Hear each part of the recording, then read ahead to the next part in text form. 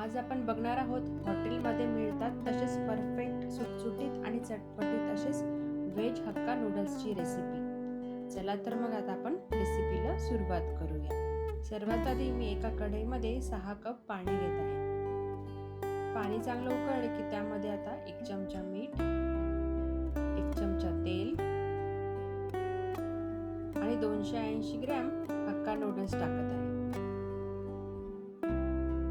आता याच्यावर आपण झाकण ठेवून याला असंच 5 मिनिटं ठेवू। 5 मिनिटांनंतर आपले नूडल्स चांगले आता कुक झाले। लक्षात ठेवा आपल्याला नूडल्स 90% शिजवायचे आहे, फार ओव्हर कुक करायचे नाही। आता हे नूडल्स आपण चाळणीमध्ये काढून घेऊ आणि याला असं मोकळं करून त्यावर आपण गार पाणी टाकून घेऊ आणि त्यावर 1 चमचा तेल टाकून घेऊ, म्हणजे नूडल्स एकमेकांना चिटकणार नाही आणि ते चांगले मोकळे होतील। आता नूडल्स आपले परफेक्ट कुक झाले आहेत। आता आपण पुढची प्रोसेस बघूया। आता कढईमध्ये मी 2 चमचे तेल घेतले आहे।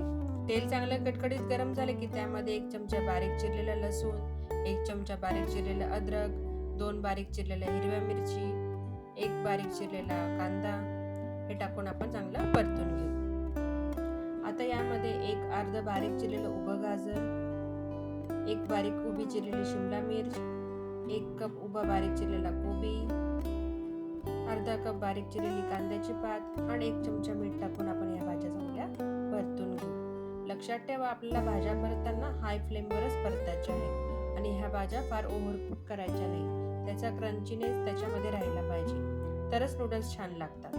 आता भाज्या आपण 1 मिनिट परतून घेतल्या आहेत। आता यामध्ये मी 1 चमचा व्हिनेगर, 1 चमचा सोया सॉस,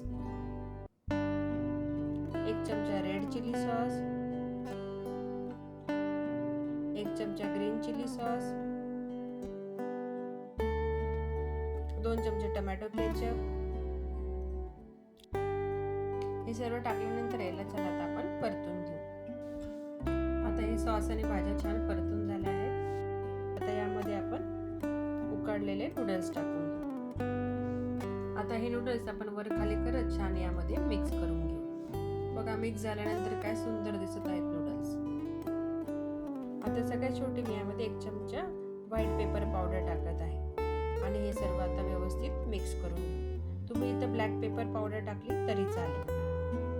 खालीवर करत आपण नूडल्स छान आता मिक्स करून घेतले आहे। लक्षात ठेवा आपल्याला हे नूडल्स फार ओव्हर कुक पण करायचे आहे आणि ही सगळी प्रोसेस आपल्याला हाय फ्लेमवरच करायची आहे। आणि बघा आपले हक्का नूडल्स आता खाण्यासाठी तयार आहे। आहे ना सोपी रेसिपी। ही रेसिपी तुम्ही नक्की ट्राय करून बघा। रेसिपी आवडली असेल तर लाईक करा, शेअर करा आणि कमेंट करा। चॅनल सबस्क्राईब केलं नसेल तर नक्की सबस्क्राईब करा। पुन्हा भेटूया पुढच्या रेसिपीमध्ये। तोपर्यंत खात राहा, स्वस्त राहा, मस्त राहा। थँक्यू।